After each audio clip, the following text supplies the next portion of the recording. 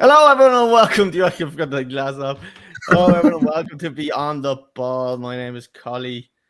This week, we have one missing, but we are joined by the ever gloating, the snobbery Big Paddy. Paddy, what's happening? If you think I was bad last week, you ain't saying nothing yet, baby. Title contenders. Who would have thought this at the start of the season after those first two games? Remember, we got beaten 4-0 and all, and Brighton beat us 3-1, and all the Liverpool fans were slagging us, and then they only got beaten 3-0 the weekend. I love it. You don't believe you're title contenders. I do. Right, Paddy, look, we'll get into it in a second. We're going to start off by telling everybody what we're going to be looking at this week. We're going to be looking at all the all the results that have happened during the week. A few little bits of controversy has happened in them games, so we'll be talking a bit about them. We'll have a quick look at the fantasy football, and then we'll be chatting about the weekend games. We'll only be looking at Liverpool and Chelsea, and then we'll be looking at Arsenal and Man United as well. So, Paddy, we're going to kick off. We're going to kick off. We're going to kick off straight away. We're going to jump into the football review.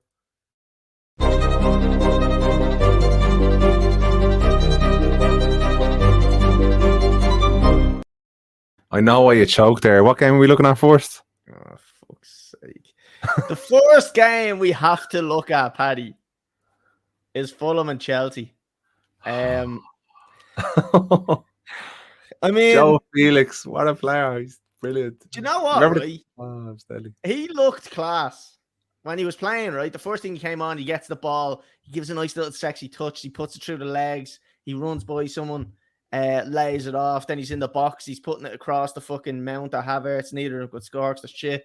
But he looks so much better than anything we've had so far.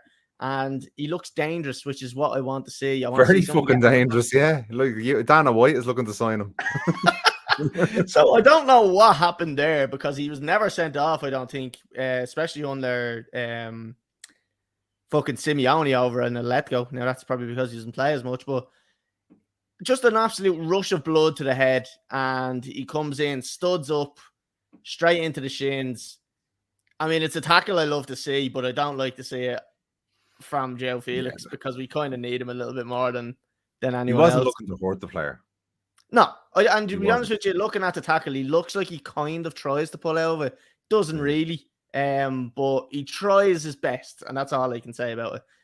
But I was very disappointed he got sent off, because he was looking very promising.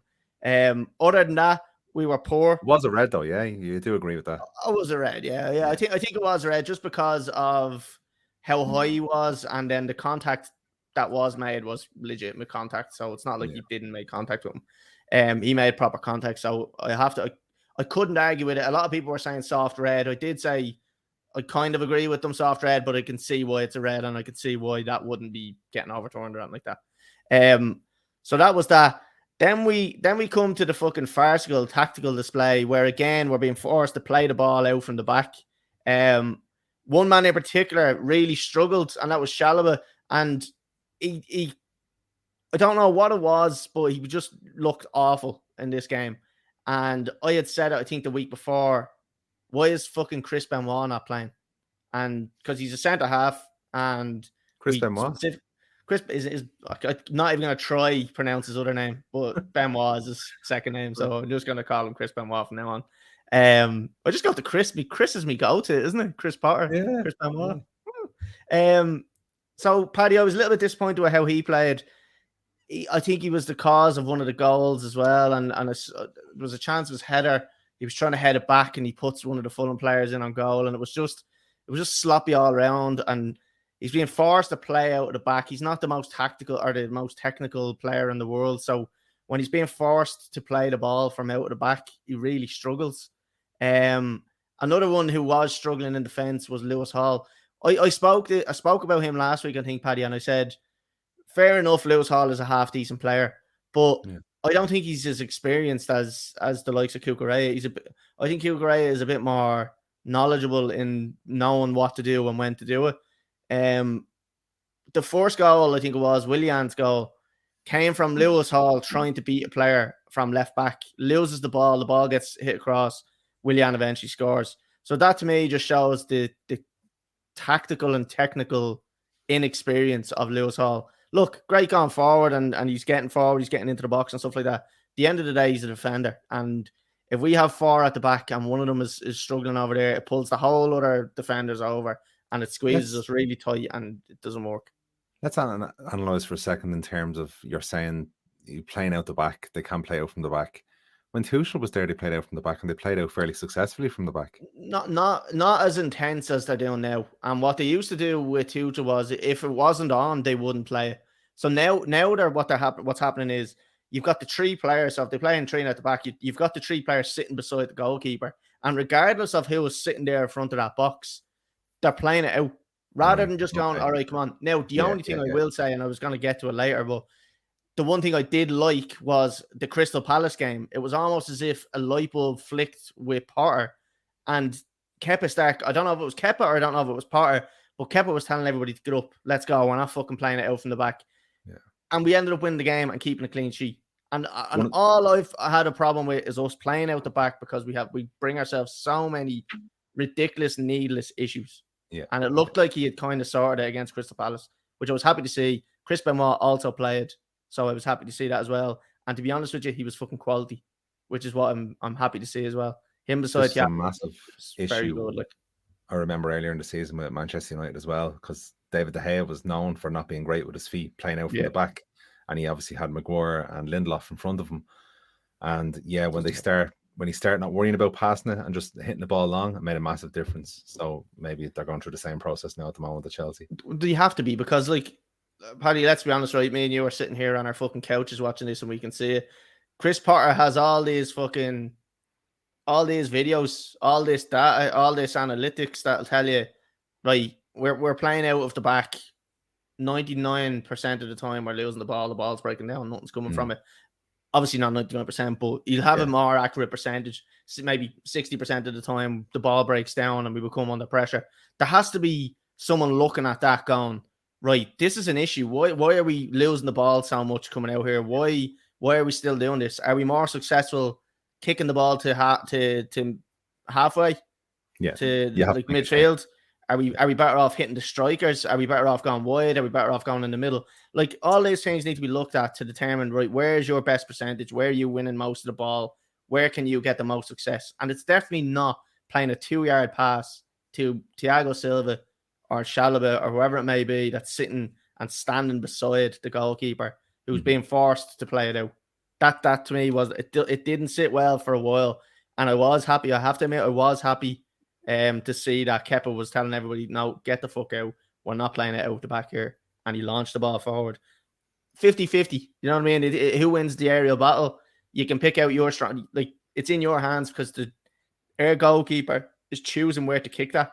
We can select the player we want to hit it to. Whereas when you were playing it out in the back, everyone was just getting overloaded. We were just launching it and it was breaking down. So I take it we're going to just stick with talking about the teams as we're reviewing the matches, because I wanted to ask you about the spending spree Chelsea are going on since this season. What, $500 million? $500 million from now till summer. Yeah, it's crazy, isn't it? But obviously, do you not see there's a bit of a problem there where it looks like they're trying to spend to solve a problem when money is probably not the problem? And I think I kind of touched on this, before last week, Paddy. It's the coach. I put one up. I put a little Instagram post, as I do on Saturdays or Sundays whenever the football's on, because it's the active day. Chelsea have, for instance, we lost against Fulham.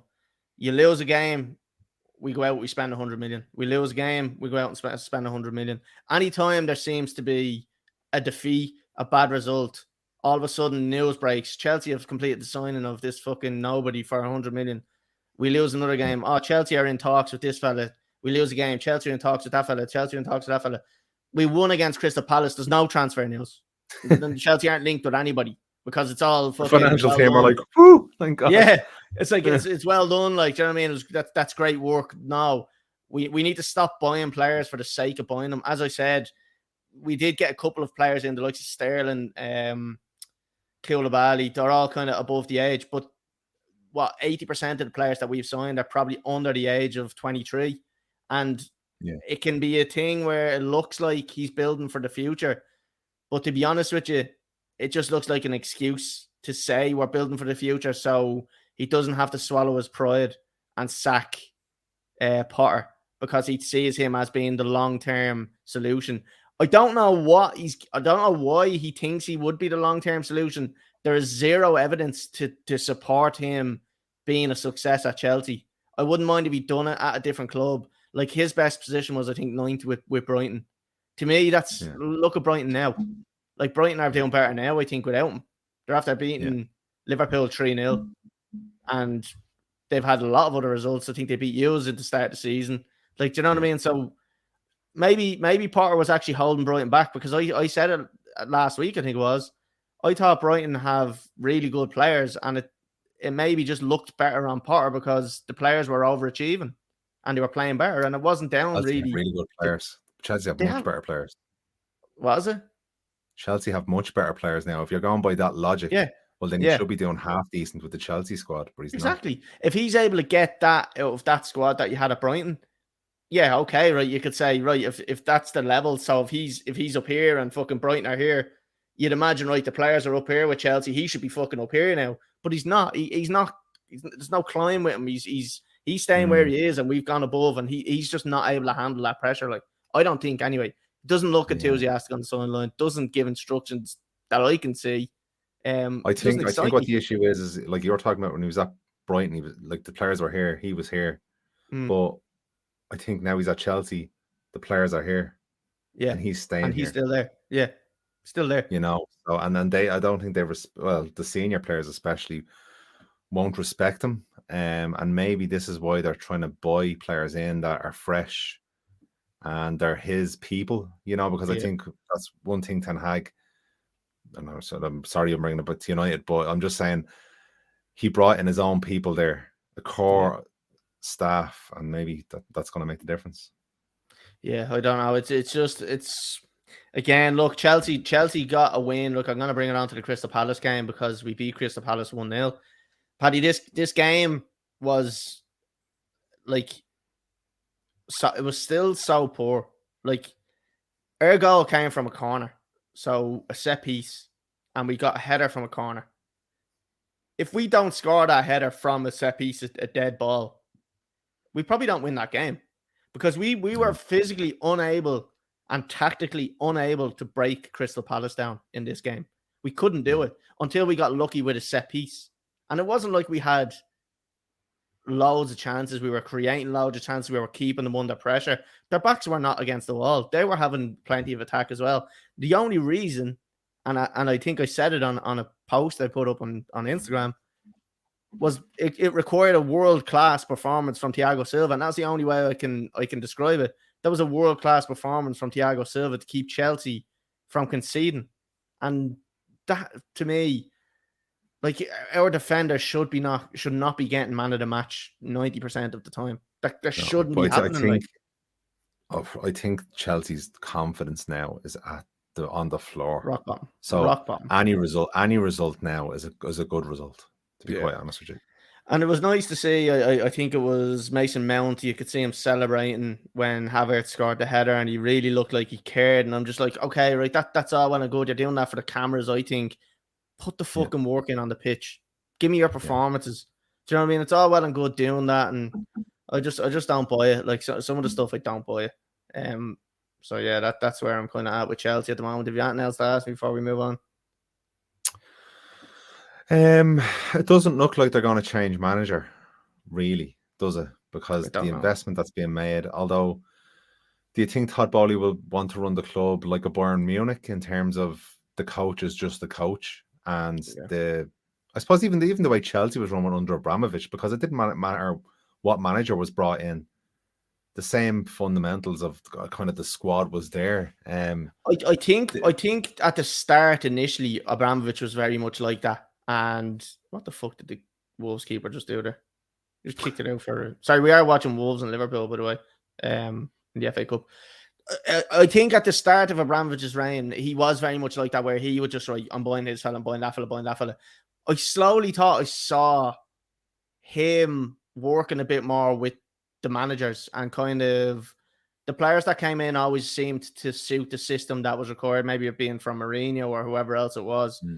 I always thought that he kind of relinquished that kind of overpowering transfer hole that you had on everyone. Now, let's be honest, he probably did say, look, I want to sign this guy, like, just fucking make it work, and that was probably the be all and end all of it. But now I just see Bowley in that situation where he's playing Monopoly with all these people, and he's like, yeah, buy that. Every player he says, like, yeah, buy him, I'll buy him. And then he's just like, yeah, sell him. That's not how to operate it. That's not going to work correctly. We end up with it's Paddy, it's going to be like United, where yes, we get the investment, but we're buying absolute shite that's not required. Do you know what I mean? And that's where the issue is going to end up being. And with Potter there, is he going to get the best out of his players? And are they going to lose motivation pretty fucking quickly if the results aren't coming with that transfers coming in?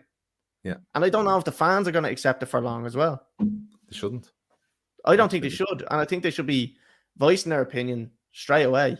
Like, because we're sitting in 10th. It's not good. Maybe you can understand now from when the United fans are talking about and giving out and shouting about, in terms of giving out about the owners, giving out about the way the club was run, because, and you were saying, oh, you've spent $1 billion. You can spend all the money in the world, but if you spend it incorrectly and you have the wrong people there making the football decisions, well, then you're fucked. Yeah, and it is true. And I wouldn't mind if he was doing that if we had a good coach in there or a good manager. Do you know what I mean? I wouldn't mind it as much, but because I'm not happy with the manager, or even a football director. Yeah, well, I think we're after getting the guy from Leipzig, so he should be in there actually doing that now. But I just don't like that, the fact that we're spending so much money when I'm not happy with the manager. Now, I know it doesn't give a bollocks what I think, but like, I'm not happy with the manager, so all of a sudden I'm seeing fucking 200 million players coming in, and I'm like, oh no, we're getting this player and we have him with this coach. I'm like, this coach is not going to elevate this player to the next level. Look at Raheem Sterling, went from Liverpool, had bags of potential, hadn't released the potential yet. Pep Guardiola turns him into a different player for a couple of seasons. Obviously, before we signed, we maybe fell off slightly, and we picked him up. But he doesn't have that thing about him where I think he's going to turn a player into something else.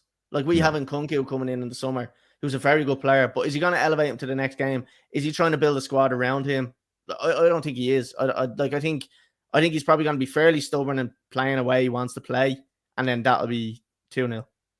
2-0 to Liverpool. Look, I'll tell you now, I think the longer you keep Potter there, buying all these players, I look, it's like history repeating itself. I've seen it happen at United now for the last 10 years.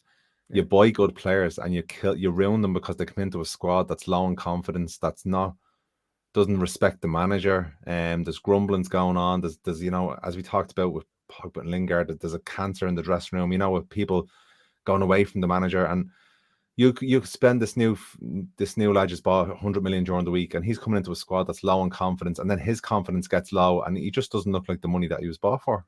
Yeah, it's a domino effect though. Like, it comes down from the top, and it's just a constant fucking battle against it. Like, Paddy, will we move off Chelsea? We move on. Do you know what we'll do? We'll move on to Liverpool, because I do want to keep United stats. I want to build a suspense. Talk about this. So look, I don't really. We usually have Connor on, who's a Liverpool fan, and he's not here at the moment. So, Paddy, how happy are you? No, what I do actually want to ask you is, and I put it up on TikTok and triggered a lot of people. Jurgen Klopp's reign as Manchester United or Liverpool manager, like, how is it ending? Like, is he gonna get sacked? Is he gonna walk out? They're saying, every Liverpool fan is saying he's gonna walk out because that team's a disgrace. He's due about 45 million or something if he walks out. So he's not going to do that, and that's why he won't walk out. Yeah, I can't see him, like, and everyone's like, oh, he's not about the money. Bollocks! If you put 45 million in front of me, I will do anything you want. I will stay there. I will stay in the one position for 10 years if you give me 45 million. There's no way he's walking out of that job if he's not getting 45 million. He's completely waiting to be sacked to get that money if he wants it. And the problem is, I don't think they will sack him, but I also think that Liverpool do need a complete rebuild as well. Absolutely. But you see, I think people, may have been filled a little bit as well.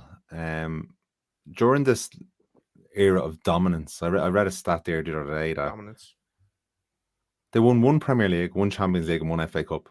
Yeah, some United dominance. done that. United done that in one season, Yeah. 99. And you are still talking about it. Say, But no, they nearly seriously, won the like, quadruple last year, and they're fucking still shining on about it.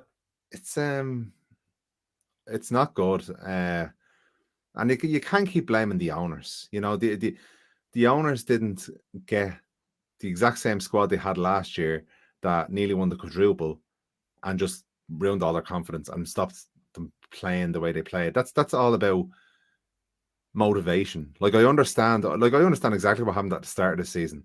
Those players went so hard last year at getting the quadruple. They only ended up with one trophy. Their confidence was shit. And then even after that, you kind of think to yourself, right, I have to go again. But that's when it's the manager's job to go, come on, lads, we have to go again. And he'll motivate them.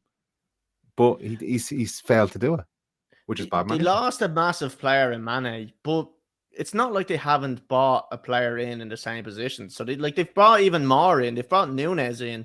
They've brought Diaz in. So like, I know. Look. And the new lad. Who's the new lad they got as well? The Dutch lad. A few weeks ago. Oh, fucking Gakpo. And they got him as well. So like, and he's winning about not having money. Yeah, I know. And the one thing I say, and Paddy, I think we gave Connor stick about this before, was that Klopp was just not managing that squad correctly because, yeah, fair enough.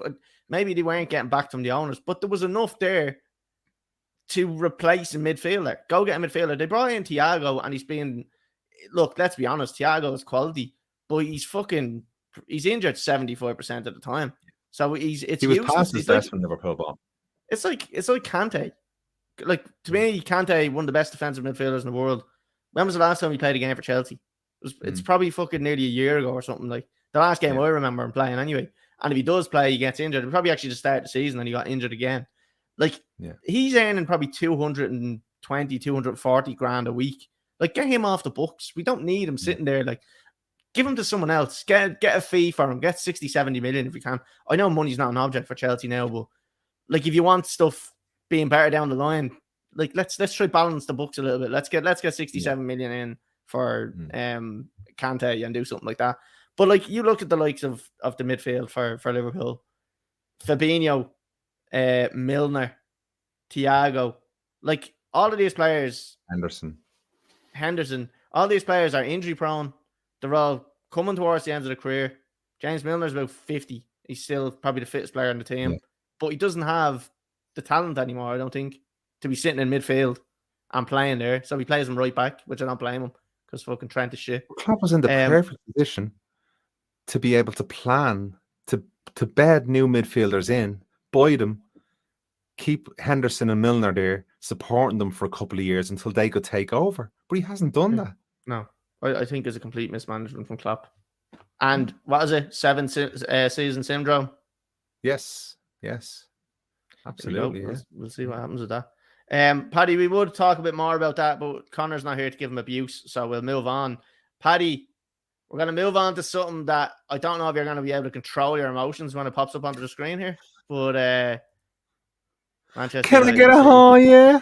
No, not getting it from me. Come on. Not getting it from me. Absolutely not. Can somebody text in a oh yeah, please? Paddy, that first goal, talk to me right now. Let's take your Manchester United cap off here. Right. The first goal, what are you saying about it? Definite goal. All day long. Okay, right. Let's put facts down because I know what you're going to do here. It was given as a goal. Yeah. Should this have been given as a goal? Look, as Ten Hag said as well, if it was against United, I'd be disappointed. Yeah. But it was a goal. What else can I say? Can you see why like what is your honest opinion on the whole thing? Like, talk me through the actual goal. Like, do you think it should have been given? If they had disallowed the goal, there wouldn't have been too much argument about it. There couldn't have been because it should have been. It should have been ruled off. The argument now comes because it was given. And that's why I think everybody's still arguing about it, because if that's not given, nobody gives a fuck and everybody just moves on, and that's it. Like, the reason, and it's actually funny if you check the video on TikTok, I'm about to rant because I was filming when it was given. Like, I don't care who wins that game, to be honest with you, it doesn't affect Chelsea. But I was recording a rant, and 2 seconds into the video, fucking Rashford made it 2-1. So you see me holding there, and then just all of a sudden, just like, and my fucking jaw drops because I'm watching Rashford after making it 2-1, and I'm like, no. I was like, this can't be. So, And Garnacho gets the assist. Paddy, I just think that, and the only people that say that should have been given us a goal is Manchester United fans. All right, and I get the stubbornness, and I get the, like, go fuck yourselves, we're due a bit of luck and all that. The official ruling should, that has to be given as offside. Well, the referee didn't. Like, I don't know what to say.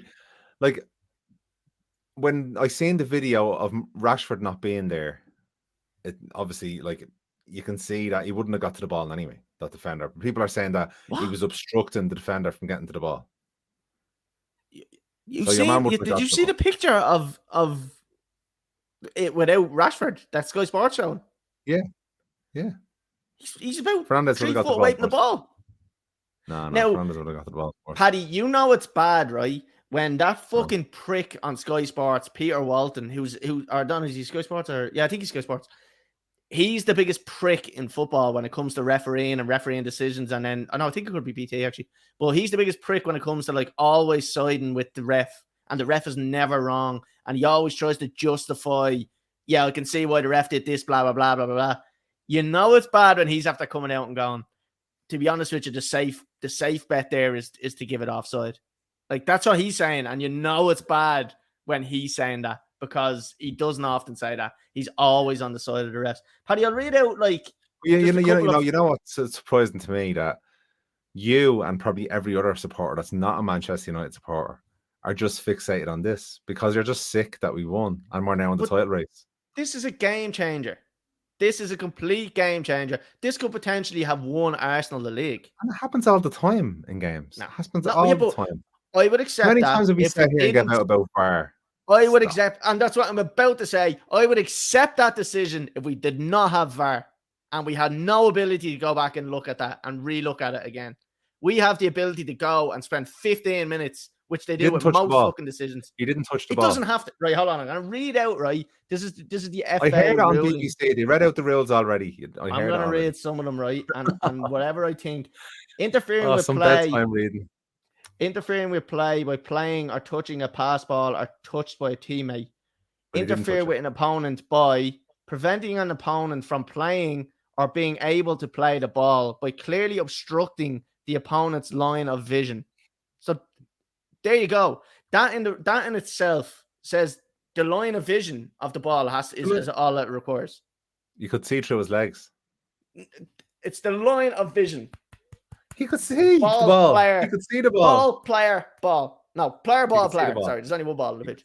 But they weren't directly. He was like that. No, stop, buddy. Stop. Like I'm not. Come on. Stop it. Stop. Admit it. It should have been given offside. You just got lucky. No, definitely not. It's disgusting. All you United fans, you are all the same. You all love to fucking gloat when you are winning. If that was against you, you'd be on here. Yeah, and you're not like that at all, Colly. Raging. No, I'm never not. Like I'm very neutral. I am. Now, Paddy, if that came against you, you would be raging. I wouldn't. Yeah. Fucking would. Absolutely. Look, can we talk about the good stuff in the game, please? No, another one I want to get onto as well is Haaland should have had a fucking penalty. No, he shouldn't. He kicked Casemiro's foot. That was a penalty all day long. Again, VAR. Manchester VAR United. Like that one, no? Right, go on, Paddy. Go on. Now we can have your side of this game. Go on. Fucking hell. I'm going to go on a United podcast or something, because this is just ruining us altogether. You asked me earlier on, do I think we're title contenders? Yeah. You always talk about the spine of a team. I think two of the best signings we've made is Varane and Casemiro. We've Rashford on fire. And I said at the start of the season, actually, I'd like to point out as well, I said at the start of the season, you were asked about who you'd sell and who you'd keep. I said I'd sell Martial, but I'd definitely keep Rashford. I always knew there was a player there. I also predicted 2-1 for United this weekend for the match, if we go back to the podcast last week. So can I jump in there for 1 second? And I'll just say one quick comment and then I'll move off. 90% of Manchester United fans wanted to sell Rashford last season and the season before. That's all I'm saying. Yeah, I know. I heard a lot of them, but I wasn't one of them. I was not one of them. Yeah, no, I agree with that. Yeah, I was absolutely against it. But we've a great spine there at the moment. We've cover on the wings. I just hope this new lad coming in can do better than Martial, because we still are light up front. Look, I say tongue in cheek, we're in the title race. We obviously are, because we're not that far off. But I think if we can win the next 2 games, we're absolutely in it. But that's a big if. Yeah, like you're 9 points off. That's what I said. If we win the next 2 games, I suppose everybody's saying that City are still there and still contenders, and you's being 1 point off them. You can't say you aren't. Do you know what I mean? Like you couldn't argue with someone saying no or not if we're gonna say Man City are. Now I think people will say Newcastle are as well. Yeah, and I suppose this is what I was gonna say, was that maybe people are thinking United or City will be more of a contender just because of the talent that they have in the team rather than anything else. Of course, and the experience, and they've been there, done it before. Yeah, absolutely. Yeah, absolutely. So I do agree. I do have to say I think is are probably contenders. Paddy, I'm gonna say it now, right? And it's gonna be a bold statement, and I've put it on TikTok already, and people are not happy with me.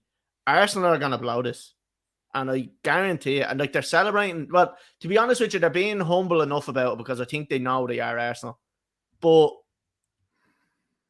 they're gonna blow this, and I know for a fact they're gonna blow it. But every weekend, I keep on thinking to myself, this is when they'll drop points or whatever, and they're just not. They're being so professional, like they really, really are.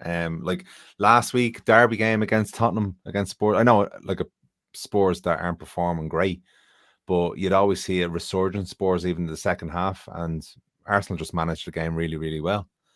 I think Arteta has got something in that squad now where they've got a bit of steel in them. It isn't the Arsenal of old, and I do think, look, they'll be there or thereabouts. It's going to go until the last day of the season, I think, this year. I think they're going to finish third. I think United are going to finish second, and I think City are going to win the league. That's the way I say it, finishing up from now. I know, like, 8 points is a lot, but we're only halfway through the season. I think people are getting more wrapped up in it now, because if you were to look at the table now, last season, we're probably, 23, 24 games into it. But because we had the World Cup, I think people are forgetting we're still only, like, this. Yeah. This would in reality probably be the break just before Christmas. Do you know what I mean? And we haven't got into that, like, kind of busy period. This is now still only coming up. So I think people are probably looking at that, jumping the gun a bit, saying like, oh no, it's like, that's it, it's a done deal. 8 points and there's still 18 games left. Like, that's a lot of football to be played. That's the exact same amount of points that's up for grabs as we are at now. And it's when if United and City and Newcastle keep winning, and they lose one game and it goes down to 6 points, it's how they react then, because they've got a nice cushion now. But when that cushion starts to reduce, that's when the real pressure comes in. You know, real pressure. When you think about it now, go on, sorry. No. Just before we move off of this, I just want to call out the absolute genius that Erik ten Hag is, and what he's done for the club. Not only look, United supporters are going to be listening to this, so let's give it some. What he's done not only with the players in the squad, but if you look at how the players are reacting to the crowd. The noise that was in Old Trafford the weekend was absolutely phenomenal. I haven't seen an atmosphere like that in a long, long time. And the unity between the squad and the manager is absolutely amazing. And look, if not this season, we'll be back winning the Premier League very, very soon, and the big trophies. Champions League next year, bring it on. Can I counteract you by saying, right, I think Ten Hag is a power hungry fucker. and he's going to shoot himself in the foot and he's going to lose that dressing room soon enough, right? That's one of my statements that I'm going to make. The audacity of the United fans to say that he is the best manager they've had since Alex Ferguson, I think that's a disgrace and a disrespect to the rest of your managers. Mourinho in there. Are you telling me that Ten Hag is a better manager than Mourinho? Absolutely not. Mourinho called that one of his best successes was finishing second with that United team. He knew there was cancers in that team, and he was never going to get anything more out of that team. So I think it's a disrespect to say that he was the best player, the best manager you've had since Fergie. I think that's disgusting to say. And I can sit here and say he's one of.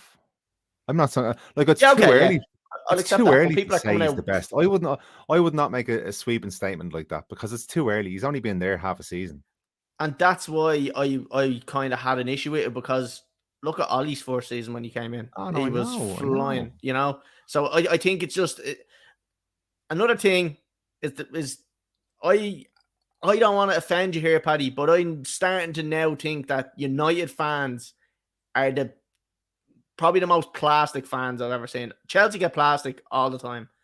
Manchester United fans, to me, look, I'll tell you what, Colly. Now hold on a minute. Are a disgrace. Right. I'm gonna look at Chelsea now, and for you, I actually don't hope that you don't go through the same spell we went through for the last 10 years with bad ownership, bad signings, bad management.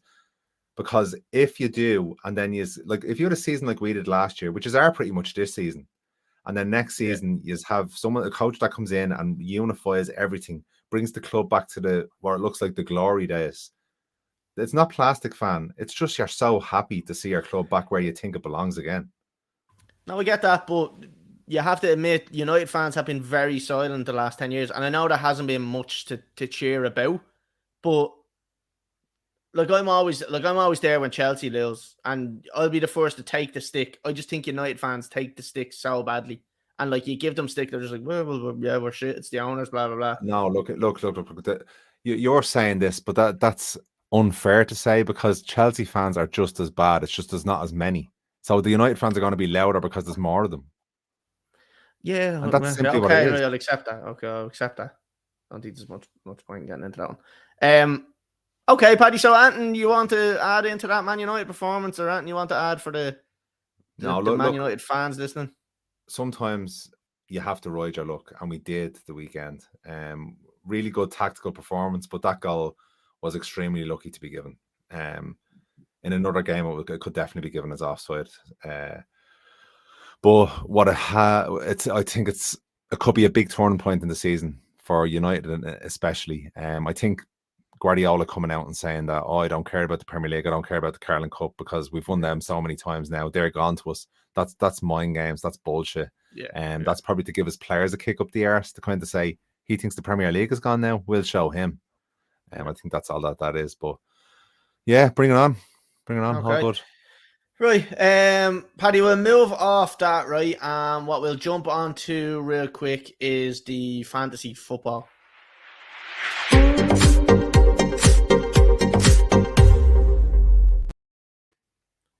Paddy, we're gonna bring up the we're in the middle of a game week. There was kind of a double week this week, so we're gonna bring up the league and have a look at it there. So we'll start off with my team. At the moment, I currently have 52 points. The average so far this week is 40. So I had Kepa in goal, who got me a crisp 10 points. Nice. I have White, who got me 8. I have Trippier, who got me 9. Luke Shaw got me a disappointing 2. Dalot I brought in thinking that he probably wasn't going to play anyway, or else he might come on and do something. So I put him in the team because I know if he doesn't play, then I have another defender coming on. So I took a gamble with that one. Almiron got me 3. Rashford got me 10. Salah got me 2. Martinelli with 2. Harry Kane with 2. And then Haaland, unfortunately, picked him as captain, and he only has 4 at the moment. The good thing about that is, Paddy, I have Andreas Pereira on the bench, and I have Saliba. As far as I know, if Dalot comes out, I think Saliba goes in, or maybe it's fucking Pereira. But I think Dalot will play during the week. Will he? I think so.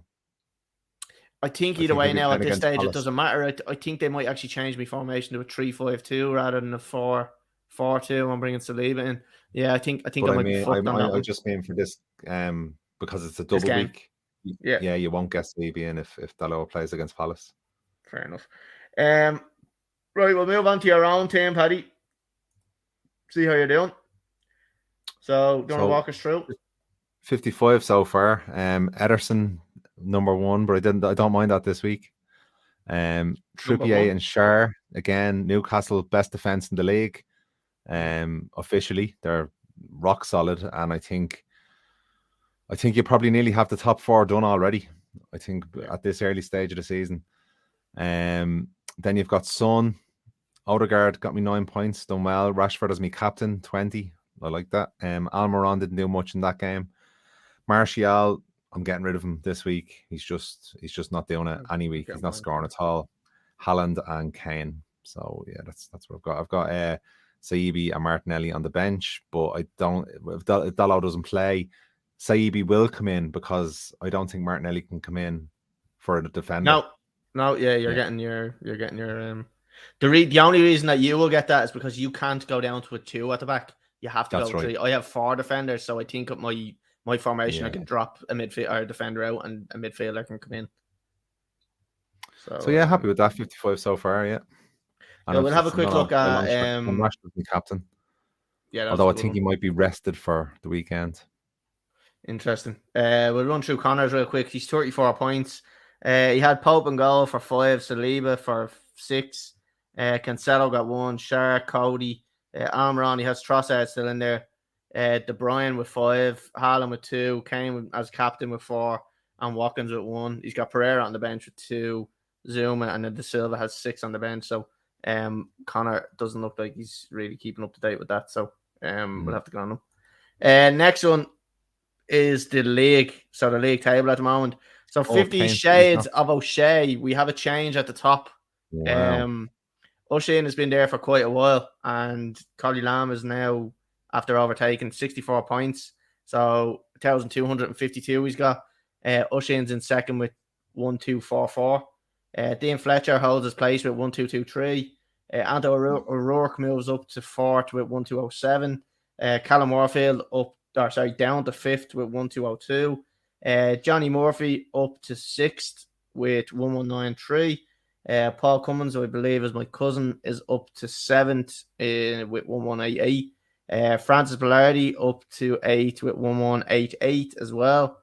Alan Donovan drops down to 9th with 1,187, and Conor Ennis with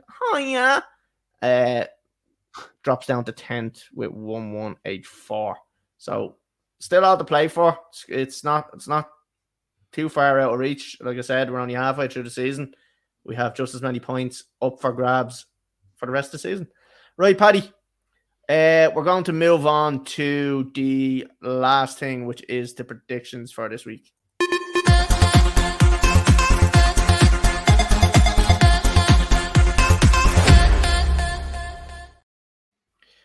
Right, Paddy. 2 games this week, 2 big games as well. First game coming up is Liverpool and Chelsea. Basically a relegation battle. 2 of the most underperforming teams of the season, you'd have to say. How do you see this one going? Oh God. Simply because it's in Anfield. If it was in Stamford Bridge, I'd probably just give it to Chelsea. But because it's in Liverpool, or Anfield, I think I'll just give it to Liverpool. And I'm going to say 1-0. If he's had Joe Felix still there, I would have been thinking differently. But I think, I'm going to give Liverpool 1-0, and I'm going to go Salah to score. I'm a little bit torn in this one because I think the last game showed me that Chelsea can defend as a unit, and I liked Chris Benoit there in defence. I don't know whether Chris Potter's going to start bringing Ruben Loftus-Cheek back in the team because I know he's on the bench. There has been talks of him Newcastle or something wanting to sign him. I don't know why they would do that and worsen their team by getting him in. But if they start bringing him back into the team, that's it. We're fucked. Depends on the team that Potter starts with, I think. And it depends on how they decide to play defensively. But if it's going to go the way I think it's going to go, I think Liverpool are going to beat us 2-0. I don't think we're going to break them down. Don't think we're going to be able to break them down. It's either going to be 2-0 to Liverpool or else it's going to be 0-0. Because if we have a good defensive display, whatever happens here, I don't see us scoring. I don't see it happening. But 0-0 or else 2-0 to Liverpool. I don't see Chelsea winning this anyway. Paddy, we'll move off onto the next one and the last one. Arsenal and Manchester United. Probably Manchester United's biggest game of the season. I know we had just the Manchester Derby, but this one is probably the one that would make a massive statement. What way do you see this one going for Manchester United? I suppose I'll briefly just touch on the game tomorrow night as well, because we haven't looked at that as well. So maybe we can get predictions for that against Palace. Yeah. I think he's gonna put out a weakened squad in terms of resting players for Saturday, but I still think we'll get a result, and I'm gonna go for 2-0 against Palace tomorrow. Now, as far as the weekend goes, we're on some winning streak, and streaks like that always have to come to an end. And I'm not saying we're gonna lose, but I think I could see a draw, considering the result in Old Trafford, and Arsenal definitely felt that they should have won. But then what United done that against City the weekend. No, you know what? I'm going to go for a 2-1 win to United. Confident. Rashford on 4. Yeah, I am. Yeah, sorry, I forgot we had the Crystal Palace game. That actually reminds me I need to do my fancy football as well. So yeah, I think, and maybe I'm overthinking this, but United are on such a high from beating Manchester City that I think this might be a little bit of a lull and a bit of a kind of reality check for them. I actually think it's gonna, against Palace. I think this might actually be a draw, and I think you might end up getting a 1-1 draw or something out of this. I've seen it before where teams just get so hyped up about a good result, and they come out the next week and they kind of, not that they're blown out, but like they're kind of as well. It's hard to motivate then again, to get going, and that's a sign of real champions. If they can get a good result against Palace, I'll actually be impressed, because that's a sign that the manager's keeping them on track, keeping their head focused, not letting them get ahead of themselves. And if they can get a good result against Palace, I'd be impressed. In terms of the Arsenal and Manchester United game, I actually think United are going to beat them. Reason is I do see Arsenal throwing this league away, and whether it be now or whether it be in a week or two time, they're going to start dropping points, and it's inevitable. It's going to happen. The one thing I worry about is that when they do drop points, how many are they going to drop before they can bounce back? And that's why I think it'll be longer than they want. And if they get an injury along the way or a sending off from Xhaka, which is very likely, they could start running into issues. And that's where I see them kind of dropping off and not being able to win the league. So I'm going to say Manchester United are going to win that game. But I do think you're probably spot on with your scoreline 2-1. I think it'll be a tight game. But I reckon if United are going to win it, they're probably going to win it in the last 10 minutes and then just shut up shop for the last 10 minutes. And I'm going to say Bruno to score. Maybe a penalty in the last 10 minutes. See something like that happening and change the game. So you see what you were saying as well about them dropping off, and this is a worry I have about United as well, is when the Europa League kicks off, it's a lot of games, and then United have this extra 2 games against Barcelona as well, which are going to be hard to fit in, but it's how Arsenal deal with that Thursday night, Saturday, Sunday again.